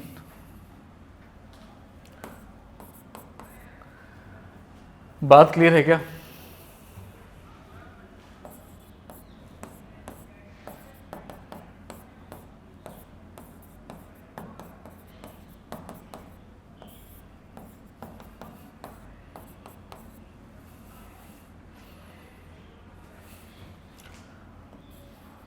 देखो अच्छा a+1 का स्क्वायर है, ठीक है, a यहाँ पे आ गया, यहाँ पे अगर आप देखो तो ये बचेगा -7 है, ठीक है ना। थोड़ा इसको सिंप्लीफाई करते हैं, यहाँ पे लिख रहा हूँ मैं, माइनस कॉमन ले रहा हूँ तो -a है, अंदर बचेगा 7a + 16, नीचे a+1 का स्क्वायर है। देखो स्क्वायर है तो उसका तो कोई पर्पज बनता नहीं, मतलब उसका तो आप हटा सकते हो, स्क्वायर है ना तो हटा दो उसको, यहाँ पर उधर मल्टीप्लाई कर दो। माइनस को हटाओगे यहाँ पर तो साइन चेंज करना पड़ेगा, इस माइनस को हटाया मैंने और यहाँ पर साइन चेंज कर दिया। a यहाँ पर देखो -16/7 है और यहाँ पर 0 है, तो यहाँ पे प्लस आ जाएगा, यहाँ माइनस आ जाएगा, यहाँ पर प्लस आ जाएगा। अच्छा क्या इससे बीच में -1 आ रहा है कि हाँ -1 आता तो है, बट तो -1 को आप इंक्लूड मत करना, वैसे तो -1 उधर भी इंक्लूड नहीं हो रहा तो इंटरसेक्शन में वैसे भी नहीं आएगा। तो आपको आंसर जो आ रहा है -16/7 से 0 आ रहा है, ठीक है, -16/7 से 0 आया यहाँ पर, तो मतलब अभी तक तो -16/7 से 0 आया। क्या -16/7 से 0 इसमें है क्या? नहीं है, उसमें -1 तक ही है, इसमें -1 तक ही है, तो ठीक है मैं -1 तक ही रखता हूँ। फिर दोनों का इंटरसेक्शन सेक्शन ले रहा हूँ मैं ना, फर्स्ट और सेकंड वाले का, इस फर्स्ट का और सेकंड वाले का इंटरसेक्शन अगर मैं ले रहा हूँ तो -16/7 से मैंने लिखा -1 और इसमें क्या था, यहाँ पर 0 से आगे था, सॉरी 0 तक ही था इसमें, तो वहाँ पे -1/2 से 0 तक ही जाएगा, तो यूनियन लिख दिया -1/2 से 0। 0 इंक्लूड करना चाहो तो कर सकते हो यहाँ पर, तो कर लेते हैं। ऑप्शन देखो, ऑप्शन में लेकिन सिंगल टर्म है, -16/7 से देखो 0 तक तो नहीं जाएगा, -1 तक ही जाएगा, तो ऑप्शन सी लग रहा है, इसके अकॉर्डिंग तो ऑप्शन सी लग रहा है, देखिए -1 से -1/2 का बीच का ऑप्शन डी नहीं होगा, -1/2 से 0, हाँ ऑप्शन बी हो सकता है, लेकिन है ना, ऑप्शन बी और सी में से कोई होगा, ए भी नहीं होगा क्योंकि -1 के उधर वाले नंबर नहीं है इसमें, तो ऑप्शन बी और सी में से कोई हो सकता है। अब वो कैसे पता करेंगे, उसके लिए आपको तीसरा रिजल्ट चाहिए, और तीसरा रिजल्ट क्या था कि आपका जो एक्स कोऑर्डिनेट है ये वाला, ये 1 से बड़ा होना चाहिए। एक्स कोऑर्डिनेट क्या होता है, -b/2 है, यहाँ पर -b यानी कि ये पूरा b है, जो कि हो जाएगा माइनस प्लस, ये तो b हो गया, -b हो गया अपॉन 2a1 है यहाँ पर, और इसको बड़ा करना है 1 से।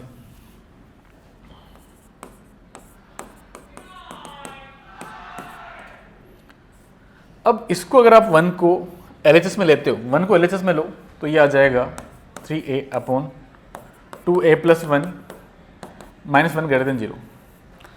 एलसीएम अगर ले यहाँ पर तो 3a, एलसीएम तो ये आएगा, यहाँ पे बन जाएगा -2a और -2,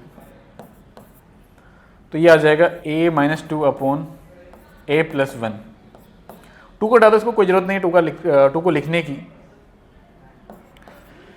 यहाँ पे अगर आप देख पा रहे हो तो -1 से 2 आ रहा है, -1 से 2 आ रहा है यहाँ पर, सॉरी -1 से 2 नहीं, सॉरी गलती बोल दिया मैंने, ग्रेटर है ना तो बाहर का आएगा, मतलब है ना, -1 से इधर आएगा, 2 से उधर आएगा, तो 2 से उधर तो यहाँ पे है नहीं, तो -1 से इधर छोटा ही आपको रखना है, और -1 से छोटे में क्या है, यही है, ये वाला है, ये नहीं है।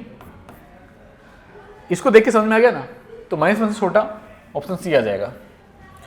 आई होप सभी बच्चों को समझ में आ गया होगा, है ना। देखो 3 अलग अलग कंडीशन है, उन तीनों का इंटरसेक्शन लेना है, बस इतना करना है सवाल में।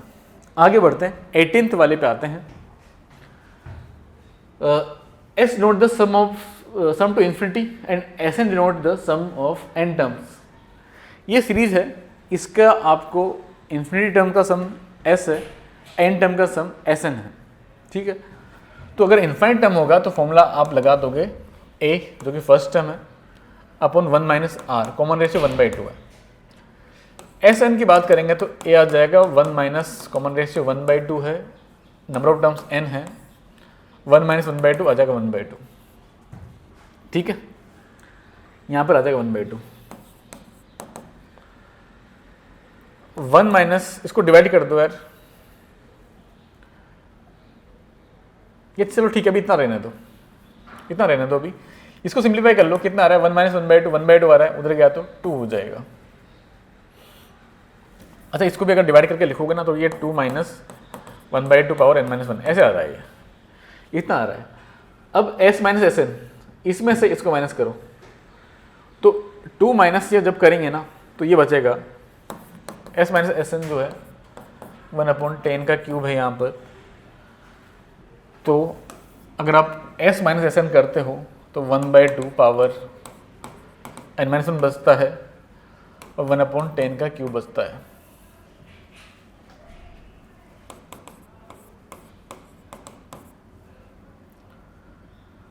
वन बाई 10 का क्यूब करेंगे तो 1/10 का क्यूब, ठीक है 1/10 का क्यूब उतना रहने दो, 1000 ही रहने दो। ऐसा n बताओ, ऐसा n-1 बताओ जिससे ऐसा करते हैं, क्रॉस मल्टीप्लाई कर लो, पॉजिटिव नंबर है ना जल्दी हो जाएगा।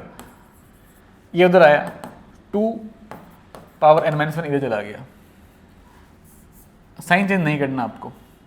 ऐसा n बताओ जिससे ये इस नंबर से बड़ा हो जाए। तो सर n-1 जो है ना, n-1 जो है वो क्या होना चाहिए, 10 होना चाहिए, क्योंकि 9 होगा तो 512 होता है, 10 होता है, 10 अगर हो गया n-1 अगर 10 हो गया 2 के पावर में 10 1024, तो n आ जाना चाहिए 11 से बड़ा। अच्छा 10 भी तो चलेगा, 10 भी चलेगा, यानी कि n होना चाहिए 11 या उससे बड़ा होना चाहिए। तो लीस्ट वैल्यू पूछ रहा है n का लीस्ट वैल्यू कितना हो गया, 11 हो गया, तो ऑप्शन डी आ जाएगा। ठीक है आगे बढ़ते हैं। नंबर ऑफ सॉल्यूशंस बताने इस इक्वेशन के, नंबर ऑफ सॉल्यूशन का मतलब समझ गए आप, रूट्स फाइंड करने, सिंप्लीफाई करना है। उसके लिए काम करते हैं, जेड की जगह पुट कर दो आप, क्योंकि कॉम्प्लेक्स इक्वेशन इसको बोलते हैं, कॉम्प्लेक्स नंबर में है। जेड की जगह एक्स प्लस आईटा वाई डाल दिया, जेड का स्क्वायर यानी कि एक्स प्लस आईटा वाई का square plus x minus z bar मतलब कॉन्जुगेट इतना होता है, इसका स्क्वायर किया एक्स स्क्वायर, आईटा वाई का स्क्वायर हो जाएगा माइनस का वाई स्क्वायर प्लस एक्स मैंने लिख दिया। अब जो इमेजिनरी टर्म्स है, इमेजिनरी पार्ट जो है उसको मैं लिखूंगा यहाँ पर, जो कि आ जाएगा 2xy माइनस का y। ठीक है, अब ये भी जीरो करना पड़ेगा, ये भी जीरो करना पड़ेगा, क्योंकि उधर 0 + 0 आइटा है। इसको अगर जीरो किया, पहले इसको कर लेते हैं, है ना, पहले इसको कर लिया, इसको अगर मैंने जीरो किया, वहाँ से क्या आ रहा है, y कॉमन ले लिया मैंने, 2x - 1 = 0। तो या तो y 0 होगा और x = 1/2 भी हो सकता है, ये भी 0 होना चाहिए। तो यहाँ पर दो चीज़ें बनती है, अगर y 0 होगा तो ये क्या होगा, मतलब ये इसमें डाल दो आप, इसको 0 करके, इसको 0 करो, y का 0 मैंने इसमें डाला तो ये आ जाएगा x² + x = 0, x कॉमन ले लिया, x + 1 0 आ जाएगा।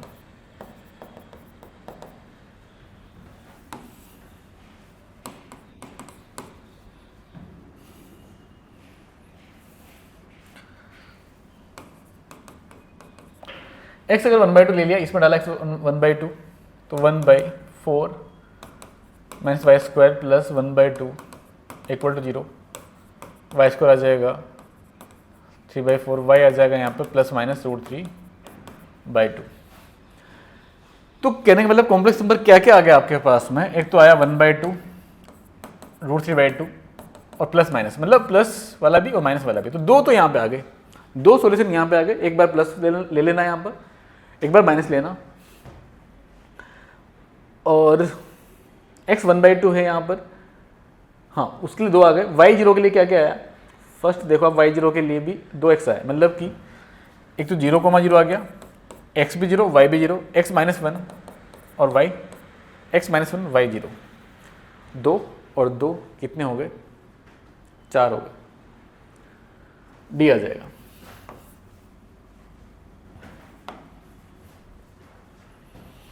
बात समझ में आ रही है आपको? इस सवाल को सोल्व करते हैं। √3 उधर गया, √3 को उधर भेज दो आप, तो कितना आ जाएगा, जेड का मतलब एंटी लॉग ले रहे हैं,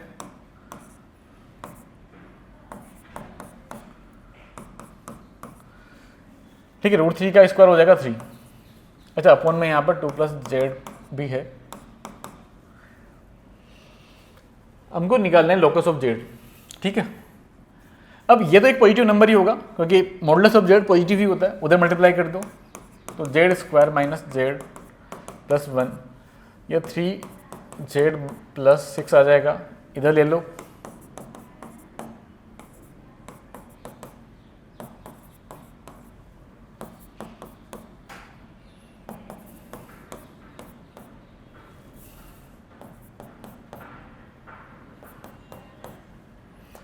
इसके फैक्टर्स किए हैं मैंने, इसके फैक्टर्स कर दिए हैं। तो देखो मोड ऑफ जेड क्या आ रहा है, मोड ऑफ जेड जो है एक तो 5 से बड़ा होना चाहिए। देखो ये तो हमेशा पॉजिटिव है, ये तो हमेशा पॉजिटिव है, तो इसको हटा दो आप, है ना। पॉजिटिव नंबर को इनइक्वालिटी में हटा दो आप, 0 के नीचे डाल दो, बस इतना बचेगा। तो mode of Z is greater than 5, यानी कि ऑप्शन सी आ जाएगा। 20 का सी ऑप्शन आ गया यहाँ पर। न्यूमेरिकल वाले सवाल पे हम आते हैं यहाँ पर। ठीक है, तो पहला सवाल जो है, एक फंक्शन दे रखा है आपको। इस फंक्शन को देखो कैसे सोल्व करेंगे इस सवाल को। मैंने क्या किया यहाँ पर, fx जो है x से डिवाइड कर दिया, इतने टर्म्स को डिवाइड कर दिया x से, 1/x अलग लिख दूंगा मैं। तो ये बन जाएगा ax power 7 + bx power 5 + ax का क्यूब + dx + 15, ये बन जाएगा।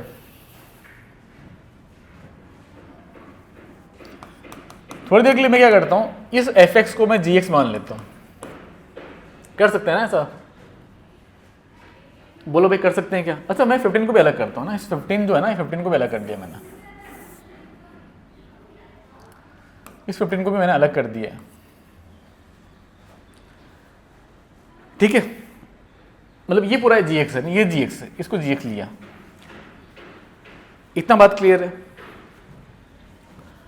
अब देखो सवाल में f(5) दिया हुआ है, तो अगर मैं इसमें 5 पुट करता हूं तो ये आ जाएगा g(5) + 15 + 1/5, 1/5 है ना। और f(5) 2 है, तो ये 2 है। 15 × 5 कितना हो गया, 75, 75 + 1 76 / 5,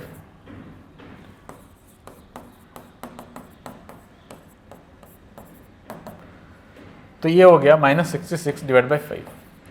ये g(5) आ चुका है। आपको अभी f(-5) चाहिए।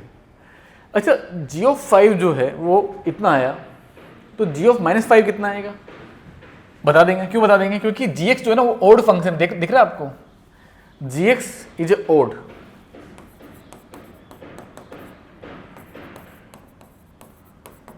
gx is an odd function. तो अगर g(5) इतना आया तो g(-5) जो है वो आ जाएगा 66 / 5। तो f(5) अगर आपको f(-5) चाहिए तो उससे फ़ायदा क्या होगा, f(-5) क्या हो जाएगा यहाँ पर, g(-5) इसी में डाल रहा हूँ मैं, +15 और -1/5 आ गया। इसका वैल्यू पता ही है, 66 / 5 है, और ये 15 - 1/5 है। इसमें से इसको माइनस किया, 65 / 5 आएगा, 13 हो जाता है। 13 + 15 कितना आ जाएगा, 28 आ जाएगा। तो इस सवाल का आंसर हो जाएगा 28। ठीक है ना भाई, कैलकुलेशन देख लेना एक बार, कंसेप्ट यही है। ठीक है, आगे बढ़ते हैं, क्वेश्चन नंबर 22 पे आते हैं। देखो बड़ा आसान सवाल है ये, देखने पे थोड़ा डरावना लग रहा है, बट सीधा अगर आप इसका आइडेंटिटी यूज कर लोगे ना, सवाल खत्म हो जाएगा। कैसे? देखो, sin4 + cos4 को लिख सकते हो 1 - 2 sin² t cos² t -1,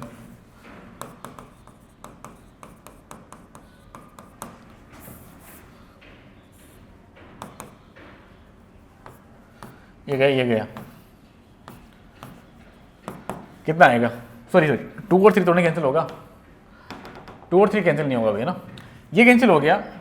फिर ये जो टर्म बचा हुआ है sin² t × cos² t, divide में भी वही है, तो क्या बच जाएगा, 2/3 बच जाएगा बस।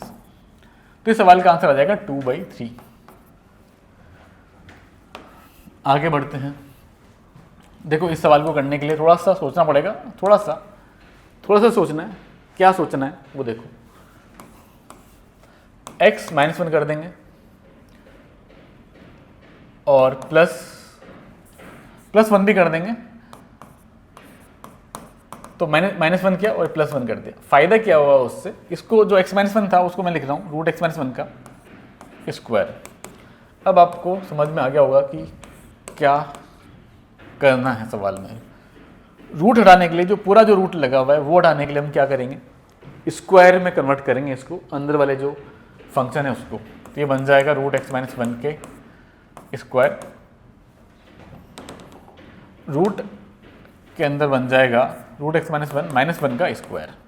देखो ये बन रहा है क्या, सोचो इसका ऐसे लिख सकते हैं क्या, ये भाई ये a² - 2ab + b², a - b का स्क्वायर लिख दिया।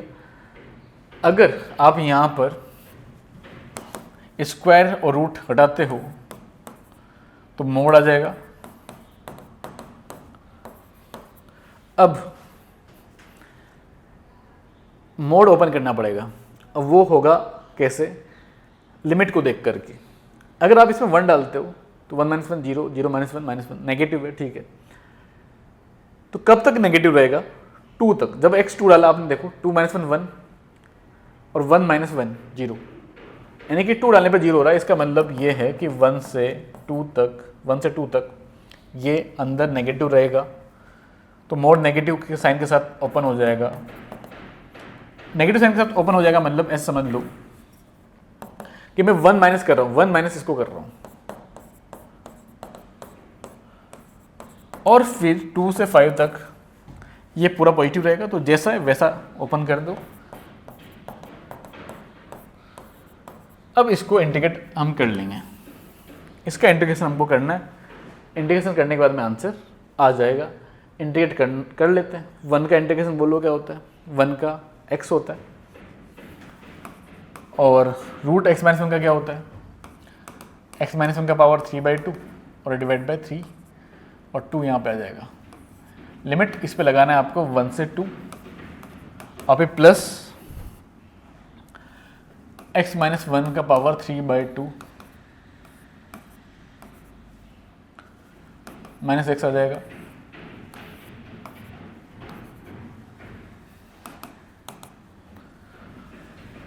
टू माइनस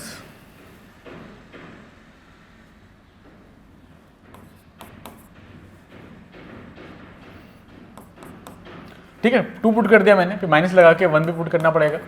1 पुट किया तो ये 1 बचेगा, ये 0 हो जाएगा, तो बस ये 1 आएगा माइनस में। फिर प्लस, इसमें आप पहले +5 पुट करो तो 5 - 1 हो जाएगा 4। 4 का पावर 3/2 होता है 8, तो 2/3 इंटू 8 आ जाएगा, और -5, तो -2 पुट करेंगे यहाँ पर, तो 2/3, 2 - 1 1 आ जाएगा, -2।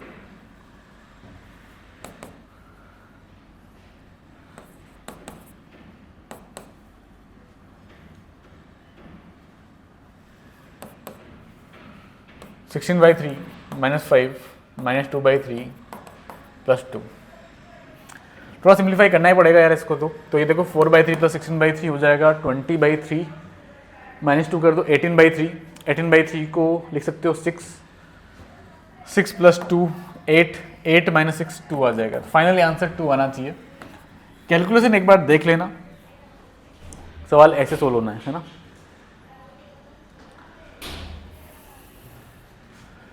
हाँ भाई देखो, क्वेश्चन नंबर 24 है, लिमिट का सवाल है। थोड़ा सा इसमें सोल्व करने के लिए स्टैंडर्ड लिमिट्स का आपको यूज करना पड़ेगा, तो वो आपको पता होनी चाहिए। देखो कैसे यूज करेंगे, लिमिट x टेंडिंग टू पाई। देखो cos पाई होता है -1, तो साइन इनवर्स के अंदर हो रहा है 0। तो एक काम करते हैं, साइन मसाला डिवाइड बाय मसाला बनाते हैं, है ना। तो बन गया, लेकिन 1 + cos भी तो करना पड़ेगा यहाँ पर। अच्छा ठीक है, इस x - पाई का क्या यूज है वो समझो। वो भी ये 0 हो रहा है, तो इसको मैं थोड़ा ऐसे लिखता हूँ 1 minus cos pi minus x, है ना। मैंने 1 प्लस कोस एक्स को क्या लिखा, 1 minus cos pi minus x, क्योंकि cos pi minus x minus cos x होता है। अब मेरे को यहाँ पे चाहिए पाई माइनस एक्स का स्क्वायर, ठीक है। तो मेरे पास ऑलरेडी यहाँ पर एक्स माइनस पाई था, उसका मैंने माइनस कॉमन लिया होगा ये बनाने के लिए, तो एक माइनस मैंने कॉमन लिया होगा, तो उस माइनस को मैंने यहाँ लिख देता हूँ।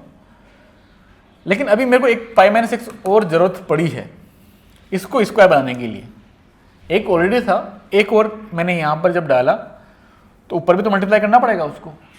सेक एक्स बाई टू डिवाइड में आके बन जाएगा cos x by two, cos x by two बन जाएगा,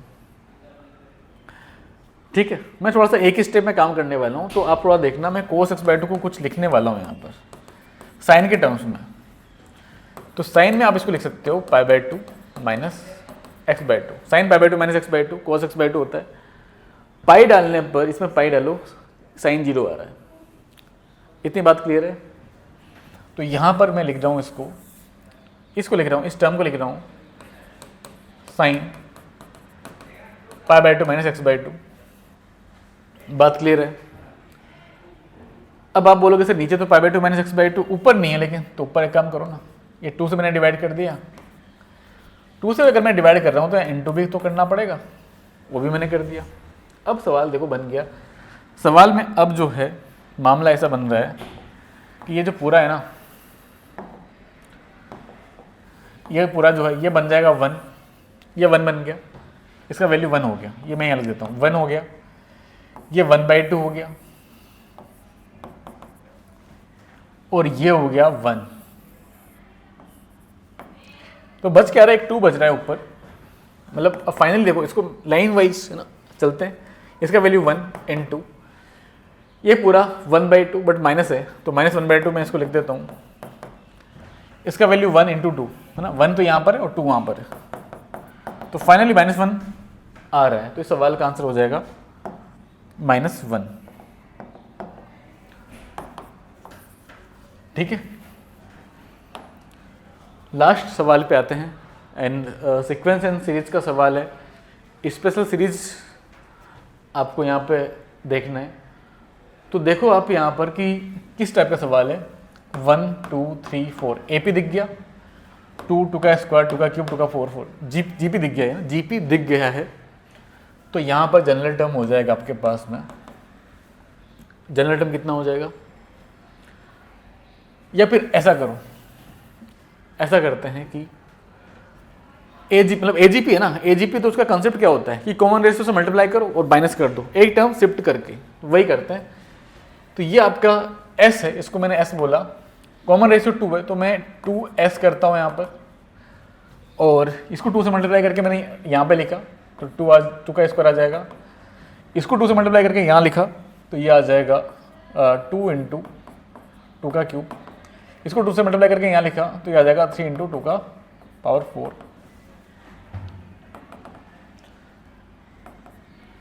और ये आ जाएगा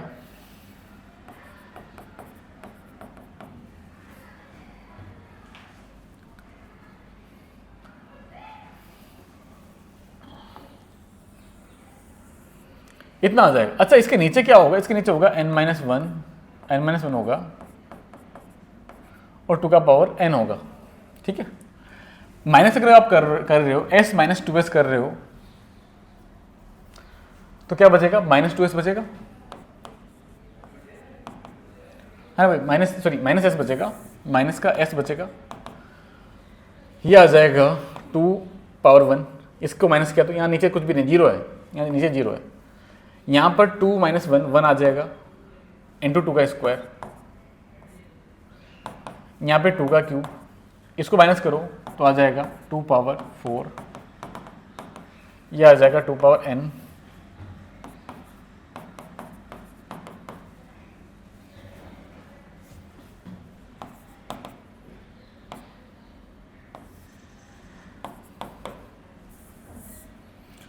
ये गया यहाँ पर, ठीक है, ये यहाँ पे गया।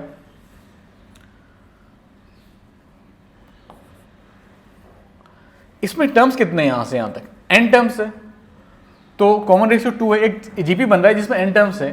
फर्स्ट टर्म जिसका 2 लिख दिया मैंने, ये माइनस मैंने इधर डाला, फर्स्ट टर्म लिख दिया, कॉमन रेशियो पावर n -1 2 -1। अच्छा ये माइनस इसको करेंगे तो प्लस हो जाएगा, मल्टीप्लाई करेंगे तो, ठीक है। तो s आपके पास कितना आ गया यहाँ पर, ये तो 1 हो गया, ये आ जाएगा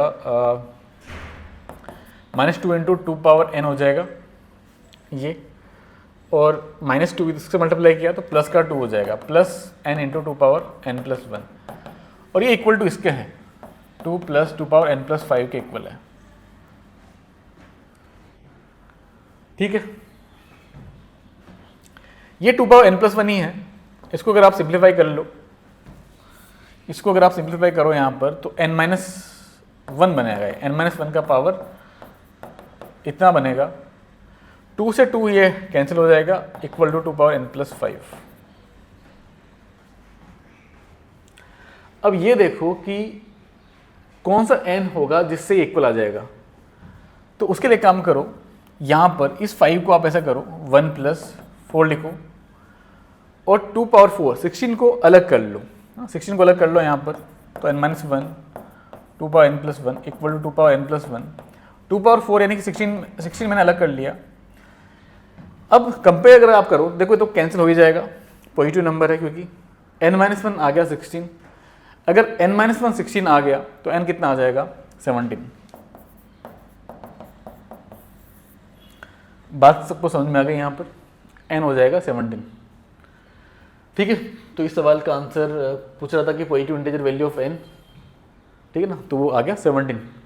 तो इस तरीके से हमने ये सारे क्वेश्चन 1 बाय 1 करके डिस्कस किए, ये जो आपका मेजर मॉक टेस्ट फर्स्ट था उसके लिए। और मुझे उम्मीद है कि आप सबको समझ में आ ही गया होगा, जो भी हमने डिस्कस किया, सारे सवाल एक एक करके डिस्कस किया, सब समझ में आ गया होगा। फिर भी किसी भी बच्चे को कोई कंसेप्ट में या कहीं पर भी कोई डाउट होता है किसी भी सवाल में कि सर ये आंसर ये समझ में नहीं आया, तो आप आकर के एक बार मुझसे मिल लेना कि सर इसको सवाल को आप दोबारा से समझा दो, या आपका कोई पर्सनल कोई डाउट है कि सर कैसे सोल्व किया जाएगा, कैसे सोचा जाएगा इस सवाल को, तो वो आप आकर के डिस्कस कर लेना। तो आज के इस वीडियो में इतना ही है, फिर मिलते हैं नेक्स्ट वीडियो में, ठीक है, बाय बाय।